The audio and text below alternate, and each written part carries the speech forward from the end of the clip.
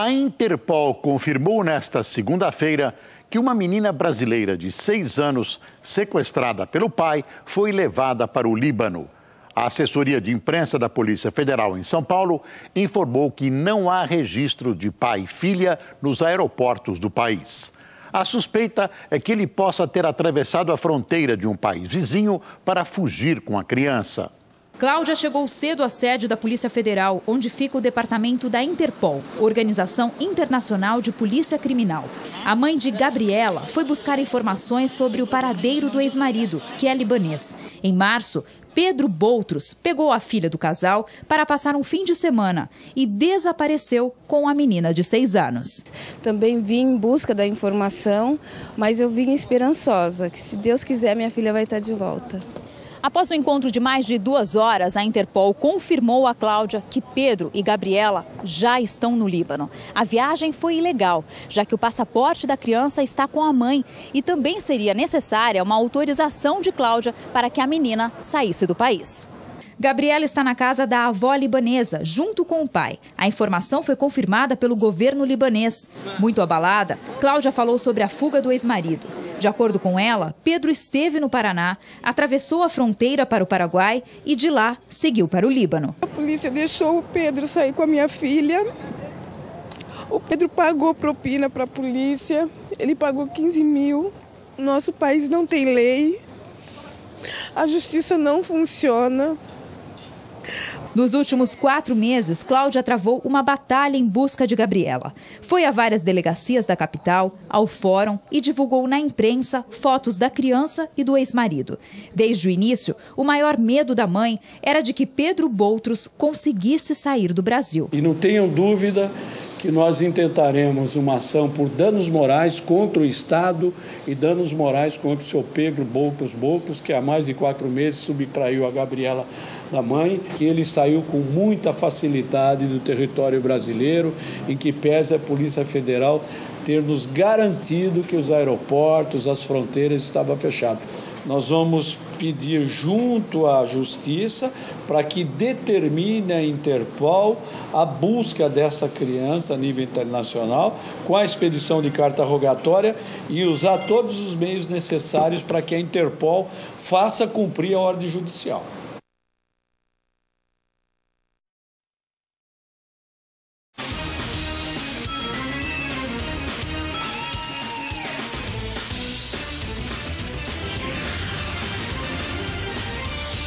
Polícia Internacional, a Interpol, procura uma brasileira de 6 anos sequestrada pelo pai libanês. Segundo a investigação, Gabriela deixou a América do Sul pela Venezuela e agora está no Líbano.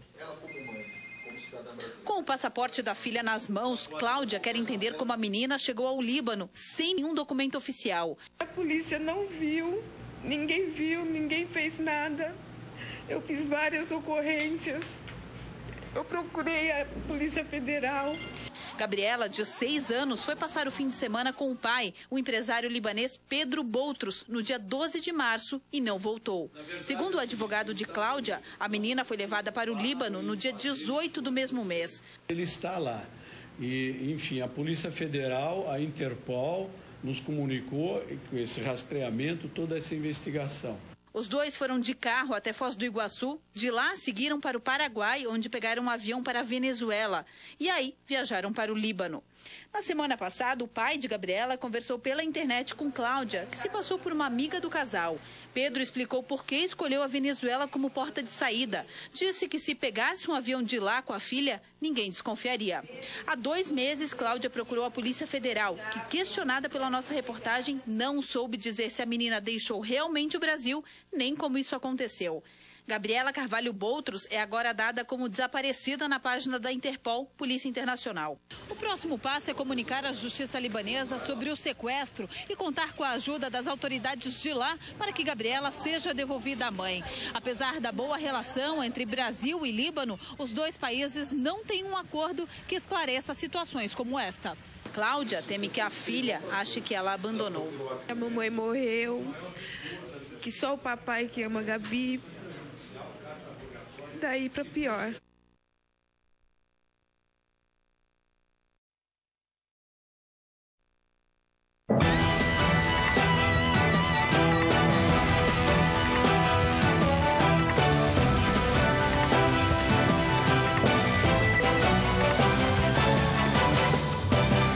Está no ar o Jornal da Band. O Consulado do Líbano no Brasil reconheceu que a mãe da menina levada ilegalmente do país pelo pai tem direito à guarda da criança. Ela pode viajar ao Líbano para buscar a filha.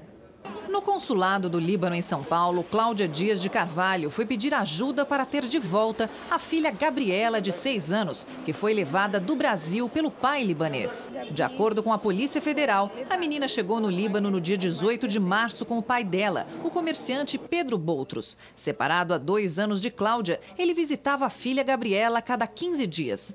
No dia 12 de março, a garota foi levada pelo pai e nunca mais voltou. O libanês Pedro Boutros foi incluído na lista de procurados da Interpol por subtração de menor. Depois de 1 hora de reunião, uma boa notícia para Cláudia. O consulado libanês entende que a guarda da menina é da mãe brasileira. Hoje eu estou muito contente, muito esperançosa, sabendo que eu tenho do meu lado o consulado libanês e o governo libanês. De acordo com o advogado de Cláudia, o cônsul explicou que Pedro Boutros cometeu crime conforme as leis brasileiras e libanesas. O cônsul nos garantiu que fará tudo para que a mãe tenha essa criança de volta. Como a criança mora atualmente no Líbano com a família do comerciante, há a possibilidade de Cláudia viajar para buscar a filha. Meu coração de mãe me diz que estou a um passo da busca da minha filha.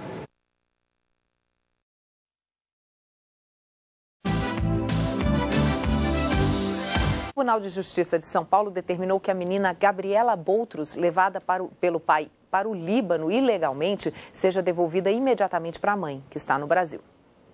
A decisão do Tribunal de Justiça de São Paulo já chegou ao Líbano. Cláudia conseguiu a guarda definitiva da filha, Gabriela, de 6 anos, e agora a menina precisa retornar ao Brasil, pela decisão da Justiça brasileira. Ou seja, uma busca e apreensão da criança, Gabriela, para que ela seja entregue nos braços da mãe imediatamente. A história começou em março desse ano, quando o pai de Gabriela, Pedro Boutros, saiu ilegalmente do país com a filha. Desde então, Cláudia não encontrou mais a menina. Cláudia comemora a decisão, mas o coração de mãe ainda não tem alívio. Ela está desempregada e não tem como viajar para o Líbano. São 8 meses. Há 8 meses que eu não vejo a Gabriela, há 8 meses que eu não tenho notícia, nem de familiares, nada, a não ser através do consulado brasileiro no Líbano. A Cláudia disse também que a Gabriela, a menina, está doente e pensa que a mãe morreu.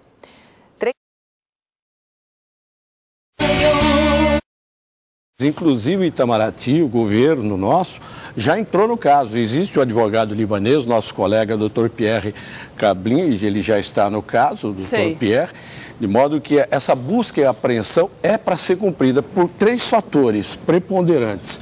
A Cláudia não foi casada no Líbano, não casou de acordo com as tradições muçulmanas, é um país eminentemente católico, cristão, ela casou-se no Brasil e não houve o registro do casamento da Cláudia também no Brasil, de modo que essa busca e apreensão deve ser cumprida. E a Cláudia não está impedida de ver, se avistar, de ter a filha, porque para a Gabi, a Cláudia está morta. Gente. Então ela tem que chegar, o primeiro momento, quando ela se aportar no Líbano, o primeiro momento é que ela vá ao encontro da filha para poder abraçar, para sentir a filha e, sobretudo, encetar medidas para que essa busca seja cumprida. E lá ela vai adotar outras medidas também. Esta é a razão, inclusive, nesse sentido da busca já ser imediatamente. Agora, doutor, para ele sair daqui e levar essa menina foi muito fácil.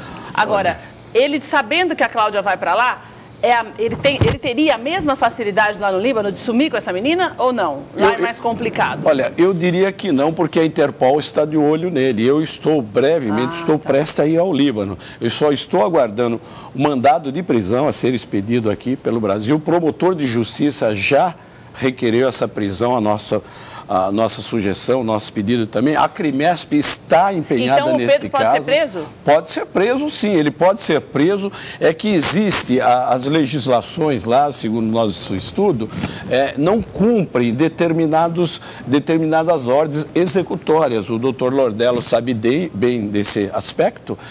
Sim, só a sentença já homologada. A Cláudia tem a guarda provisória, mas essa guarda provisória foi deferida à Cláudia, a nosso pedido pedido da Crimesp, como? Através de uma tutela antecipada. E o Pedro Boltros estava impedido de deixar o Brasil. Então, de modo que é um empenho nosso, é uma luta nossa, efetivamente, porque ele está, nós diríamos assim, Lordelo, que ele está naquela linha vermelha, naquela posição assim, se ele deixar o país, realmente as coisas vão piorar para ele. É uma sinuca de bico, né, doutor? É uma sinuca de bico. É uma sinuca, realmente não tenha dúvida. Então ele pode ser extraditado e preso aqui, é isso? Ele pode, se ele pisar no Brasil, ele vai ser preso a qualquer instante. E lá não vai acontecer nada com ele, não só devolve a menina e pronto? Olha, o nosso entendimento é esse aspecto. As leis libanesas, ela é muito protecionista, é paternalista, segundo o entendimento machista, das leis libanesas. Na verdade, eu diria assim, tem aquelas tradições, inclusive pertence ao pai e à família do pai. De modo que o nosso entendimento é que houve aqui a questão da Cláudia. Nós levantaríamos o princípio da dignidade da pessoa humana. É uma brasileira. A brasileirinha que está lá é uma brasileira nata também. O governo brasileiro já assumiu, Itamaraty está nos atendendo bem.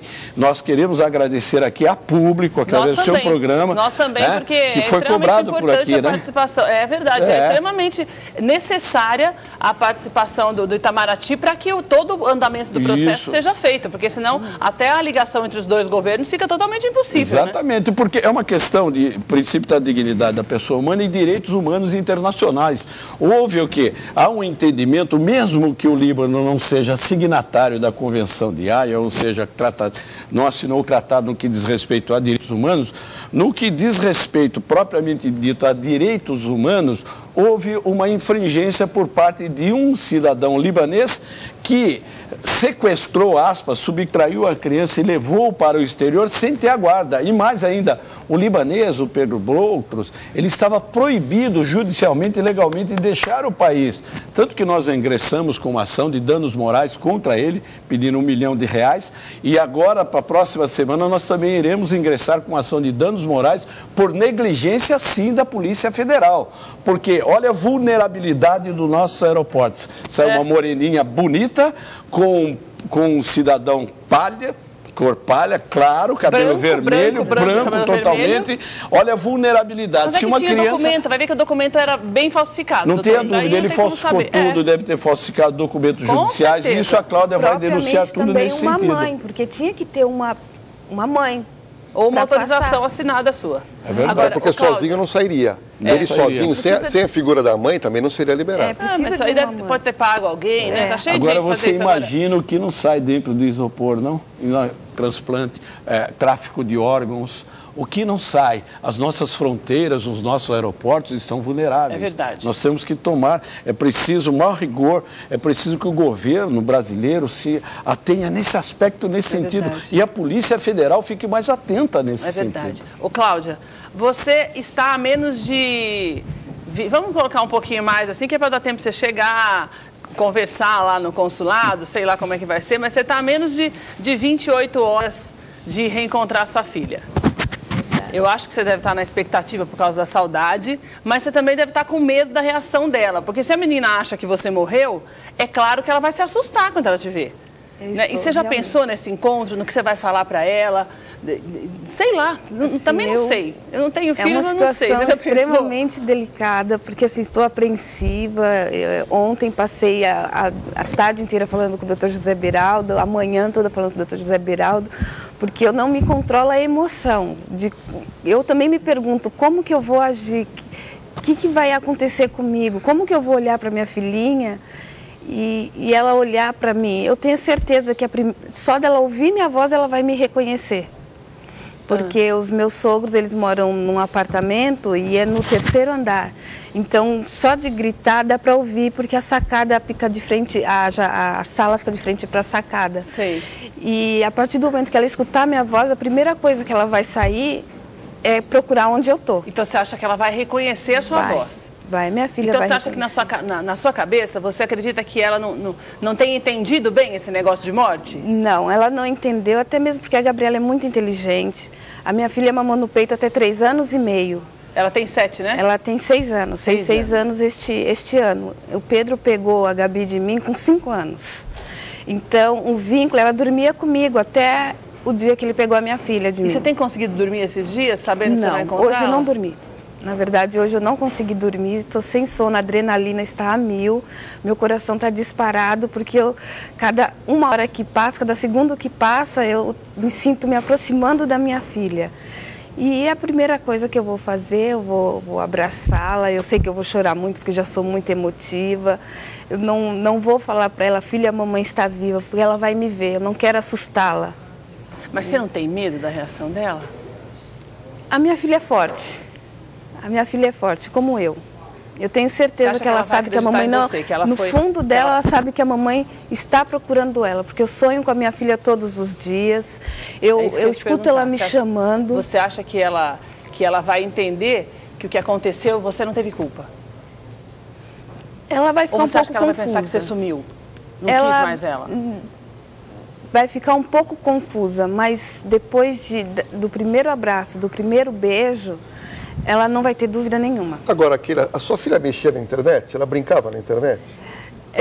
Só com joguinhos de escola. Porque se ela colocar o nome da mãe hoje na internet, vai aparecer um monte de matéria. Mas você acha que o pai dela vai deixar ela ficar mexendo? Não, mas às vezes uma criança tem um acesso à internet, se ela brincar ali e colocar o nome... Mas eu não sei se ela tem essa facilidade. E ela não sabe escrever. Eu acho que começa tudo, se você me permite, começa tudo por aqui.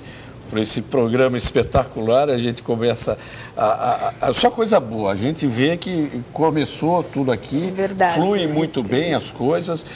A Cláudia, o Brasil está indo com a Cláudia. Está todo mundo torcendo. A mídia está indo com a Cláudia. Os brasileiros querem resgatar uma brasileirinha. E sabe por quê? E o governo não pode deixar ela sucumbir. Porque isso já aconteceu muitas vezes, de uma forma, como eu dizia antes, sem sucesso. Sem sucesso. Muitas crianças estão longe da mãe ou do pai, como aconteceu com o Fábio, de uma maneira injusta, de uma maneira desleal, desumana, e muitas vezes longe do país, sem que não se tenha notícia alguma.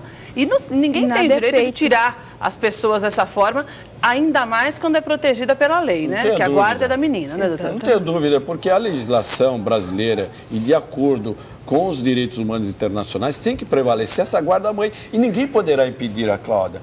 Tanto que nós recebemos um comunicado, até o doutor Ademar Gomes me comunicou, presidente do nosso conselho, da Crimesp, justamente o consulado, o governo brasileiro estará esperando pela brasileira Cláudia. Então a Cláudia não está efetivamente indo sozinho. Outra coisa, não é um país...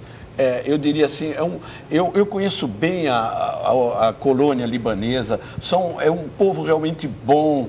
Na verdade, há essas ovelhas desgarradas, há essas pessoas de uma forma desumana que subtrair uma criança, assim, abater uma criança da mãe, deixar essa criança no ostracismo, no sofrimento, isso realmente é desumano. E o direito humano tem que prevalecer. Doutor Beraldo, é verdade. Agora, doutor, eu só quero agradecer a vocês pela parte... Cláudia, muito obrigada por você ter vindo hoje, porque eu imagino a ansiedade que você está, e você já está aí quase com as malas. Já deve estar com a mala pronta há muito tempo, né? Para embarcar às 5 horas da tarde. A única coisa que eu quero te pedir é para que você deixe a gente informado. Claro. Nós estamos aqui torcendo para que você realmente encontre sua filha. E você mande notícias para a gente amanhã, a hora que você encontrar com ela, pelo menos para dizer que você a viu, que está tudo bem e que as coisas estão caminhando, viu? Vai com Deus, que dê tudo certo. Tá ok, obrigada. Doutor, nós vamos cobrar da senhora tudo que está acontecendo lá com a Cláudia. Claro, com boas notícias, como sempre, e eu espero que o povo brasileiro ajude também a patrocinar, colaborar com a Cláudia, para a Cláudia mantenha lá, porque a Crimesp já fez o lado dela e continuará fazendo. Obrigado, doutor, muito obrigada. Dani, Dani, você viu que notícia boa? Eu tô aqui torcendo, viu, querida? Nossa, olha, boa viagem. Se Deus quiser, você vai trazer notícias boas aqui pra gente e vai trazer essa filha linda aqui pra gente aqui no estúdio. Ai, que coisa boa, né, gente? Olha, deixa eu te falar uma coisa, eu tenho uma ótima dica para você de casa que quer se cuidar, não quer gastar, né, uma fortuna com tratamentos estéticos. A minha dica é esta aqui, gente, ó. Kit Dr. Hollywood by Daniela Albuquerque. Olha, eu uso e recomendo, viu? Você sentirá o resultado logo nos primeiros dias.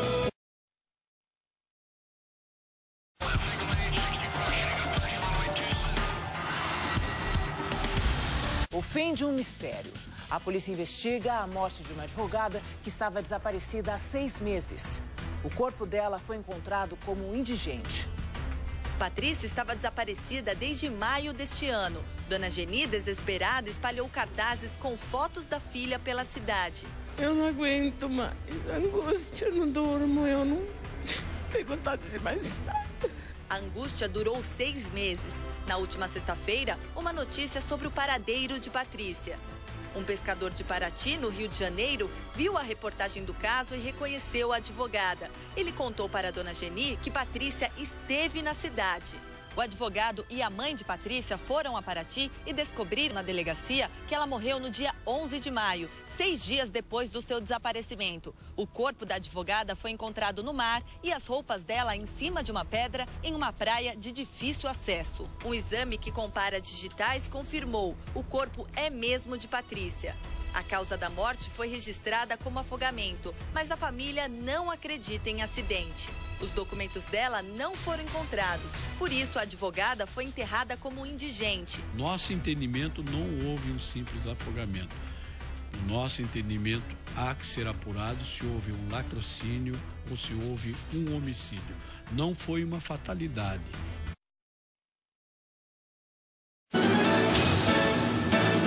Quem que está aí, Sobral? O doutor Lúcio França, que é da Comissão de Direitos Humanos da OAB e do Grupo Tortura Nunca Mais. E o doutor Beraldo, que é advogado criminalista. Vamos saber. Vamos conversar com o doutor Lúcio, vamos começar. Eu queria dizer boa noite para os dois. Boa noite. Boa noite, tudo bem, doutor Beraldo? Tudo certinho? Boa noite, prazer em vê-lo. Doutor Lúcio, os presos merecem a saidinha temporária ou não? Bom, boa noite, Ratinho, é um prazer estar aqui no seu programa. Boa noite, meu colega aqui, debatedor, doutor José Beraldo, e o seu público. Eu acho que os presos merecem sair, essas saídas temporárias, primeiro porque é lei. Eles têm o direito legal de sair. Depois disso, quando o preso sai, Ratinho, é necessário esse esclarecimento, ele passa por todo um processo antes dele sair. Ele cumpre parte da pena, ele tem bom comportamento, ele não pode ter cometido nenhuma falta grave para ele ter direito a esse benefício. E outra coisa, durante o período que ele sai, ele continua sendo preso. Não é porque ele saiu que ele está livre. Ele tem todo um controle em cima dele. Se ele não voltar, por exemplo, ele retrocede ao regime fechado. Agora, da sua opinião, o preso recebe muitas regalias, não? Não, os presídios brasileiros são péssimos, né? Ali não tem ressocialização alguma, as pessoas não têm o que a própria lei de execuções penais prevê, que é a educação, que é a assistência social, que é o direito de assistência jurídica. E por que uma associação como a sua não trabalha, por exemplo, para fazer a privatização do sistema penitenciário que está dando certo, por exemplo, em Vitória, no Espírito Santo, no estado do Espírito Santo, está dando certo, deu certo em Minas Gerais, deu certo no Paraná e em alguns estados, onde os governadores foram um pouco mais avançados, mais modernos, as prisões privatizadas deram certo. Porque o problema não está na prisão, minha gente. O problema está no Estado. O Estado não sabe tocar. Também acho. Você pega uma obra, manda o Estado fazer uma casa, ele leva 1 ano para fazer uma casa e não fica boa. Você manda uma empresa privada fazer uma casa, 1 ano, 2 meses depois a casa está pronta. O Estado não é tocador. Ratinho, só complementando essa sua colocação, nós somos contra a privatização dos presídios, porque nós achamos que é um dever do Estado fazer. Mas o Estado não sabe, doutor. Então, agora, esse é o problema do Brasil. É o dever do Estado fazer. Agora, o problema de vocês quem vai no Brasil ganhar, é essa discussão. O Estado é obrigado, mas não sabe fazer. Concordo. Doutor Beraldo, preso no Brasil, recebe muitas regalias? Veja bem, Ratinho, recebe e ele tem essas saídas temporárias. E o preso no Brasil tem 5 saídas temporárias por ano. Na verdade, veja bem, na Itália os presos saem 30 dias. Só falta agora dar férias para os presos no Brasil. Vamos dar as férias ao preso no Brasil. Agora, o meu entendimento é o seguinte: saídas temporárias para presos não perigosos. Veja bem, Ratinho, a lei da execução penal coloca assim: saídas temporárias, máximo 7 dias. Veja bem, concede saídas temporárias para os dias das mães, os dias dos pais, os dias Páscoa da criança, Natal, Ano Novo e finados. Ora, se cria uma lei para que os presos nos dias de finados façam uma reflexão e visite o túmulo da sua vítima, visite o túmulo no dia de finados, para uma reflexão do que ele fez, a maldade que ele fez, e coloque o preso para trabalhar, para fazer obra social, para ajudar o Estado e não dar regalias. Agora, em certos casos, em presos perigosos, eu sou totalmente contra. Favorável, sim, a presos não perigosos. Aí sim, as saídas temporárias. Mas a gente fala dos crimes, mas 90% não comete crime. Mas, no máximo 10% comete crime. É bom só um esclarecimento que essas saídas temporárias, entendeu? Por exemplo, no caso do indulto, que é um decreto do presidente da República, onde as pessoas saem... São liberadas para sempre. São liberadas, é um perdão que o Estado dá à pessoa que... Acho que a Madalena fez uma reportagem a respeito disso. Vamos ver, doutor, depois a gente volta a falar com o senhor. Vamos lá.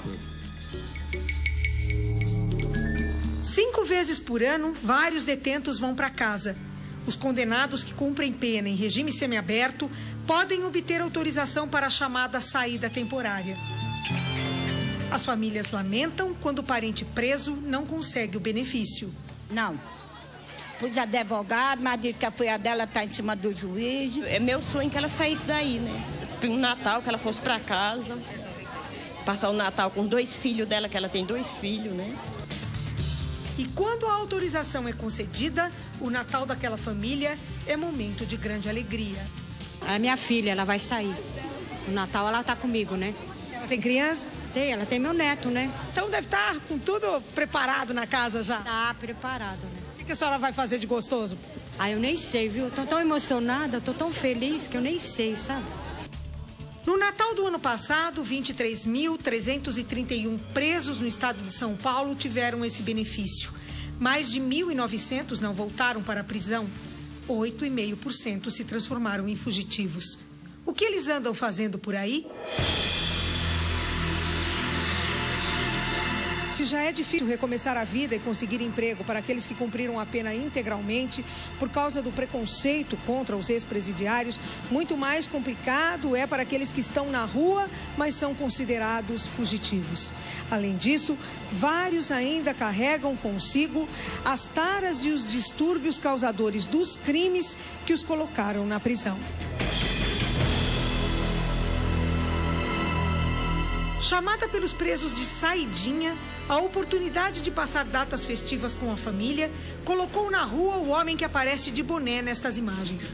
Ele não voltou para a cadeia e no dia 4 de novembro passado deu 3 tiros no sargento da Polícia Militar, Alaelcio Pereira de Araújo, ao receber voz de prisão quando tentava roubar sua moto.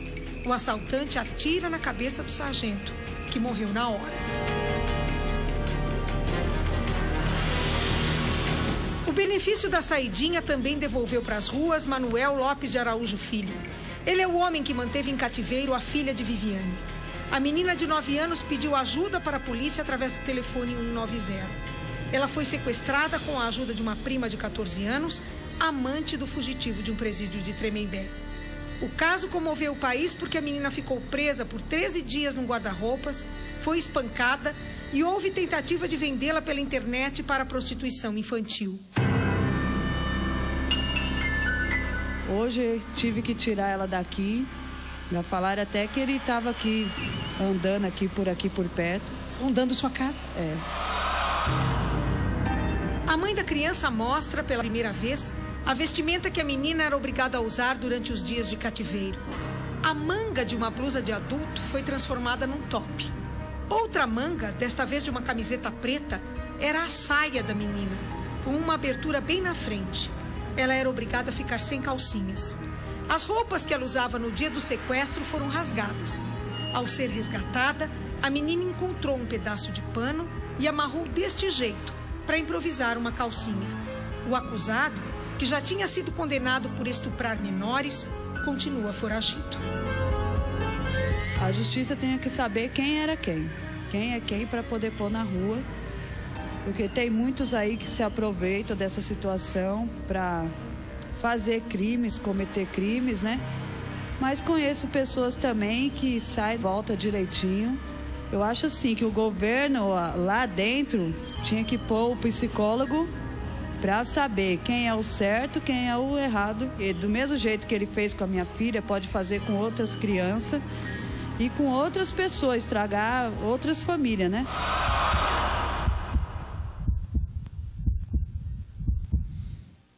Muito bem. E a gente sem contar o caso daquele cara que matou o Tim Lopes, que teve um baita de um benefício, o cara um bandidão, e ninguém até hoje perguntou por que, quem autorizou, como é que é o nome daquele bandido? Zeu. Quem autorizou o Zeu a sair? Por que autorizou?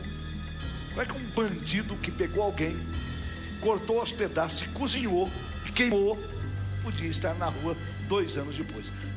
Ninguém respondeu. Com tanta gente possivelmente recuperada dentro do presídio, por que escolheram aquele bandido para liberar? Coincidência? É coincidência só na cabeça de vocês. Para mim aí tem. É só procurar que acha. Senhor presidente Humano, eu quero só uma explicação. O senhor só vai me responder. Está certo. Eu vou aqui, eu mato o doutor Beira. Dou um tiro. Pá, mato ele. Aí eu vou para cadeia. Quando eu mato ele e vou para cadeia, eu tenho o meu filho. O Estado paga para minha família. Eu estou preso, o Estado paga para minha família porque eu estou preso. Então eu tenho que dar um salário para minha família. É assim a lei. Mas o Estado não paga para a mulher dele que perdeu o marido. É errado. Não, e eu não vejo os direitos humanos lutar por isso. Ele perdeu a mulher dele perdeu o marido, perdeu o sustento. A mulher do bandido também perdeu o sustento. O bandido está preso. Só que foi o bandido que cometeu o crime. Ela, a mulher do bandido, recebe. A mulher da vítima não recebe. Ele vai receber a punição, a família dele também será punida indiretamente. Mas é a família dele? Porque... Doutor, a família dele, doutor. Sim, ele tem que pagar pelo crime. Os direitos humanos não lutam pela impunidade. Mas a família da vítima ficou sem o pai. Os direitos humanos, existe uma confusão muito grande em relação à questão dos direitos humanos que só vai pro lado dos bandidos. Isso não é verdade. Os direitos humanos pregam que a pessoa que cometeu um crime, Radinho, ele tem que ser punido, só que ele tem que ser cumprida a pena dele de uma maneira digna para que ele possa sair de lá e ser ressocializado. Perfeito, mas eu digo assim, mas o filho da vítima ficou sem o pai. E o filho do bandido tem um dinheirinho lá para receber. A família sofre dupla punição. Claro. E o Estado gasta mais de 5 salários mínimos por mês com o preso. Para manter o preso, ele tem café da manhã. O preso tem almoço. O preso tem jantar. E faz greve de fome. Agora o que eu quero, Ratinho, o que eu quero é dizer o seguinte: os presos perigosos que matam, roubam, estupram, os verdadeiros traficantes, esses sim tem que ficar preso, enclausurado, cumprir a pena. Agora, não os pobres, porque quem permanece preso hoje em dia são os pobres que não têm condições de exaurir. Quem vai ser preso é eu, se o senhor não fizer uma tecnomania. Sou seu advogado. É você.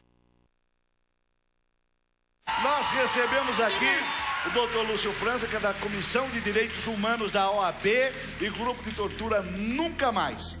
Eu queria agradecer a presença do doutor Lúcio e do doutor José Beraldo e dizer o seguinte: o assunto é bom e o tempo é pouco. Eles voltam numa outra oportunidade. Tá bom, doutor Beraldo? Muito obrigado, Ratinho. Estou sempre à disposição e, evidentemente, um Feliz Natal a todos, aos presos, às vítimas, e que a violência não campeie mais nesse país. Muito bem, doutor Ponta. Muito obrigado, Ratinho. Eu desejo a você, a sua produção, um Feliz Natal. E que realmente esse clima de confraternização seja estendido a todos nós, inclusive aos presos. Muito obrigado pelo convite. Um abraço. Olha, eu vou para o intervalo comercial, eu volto já.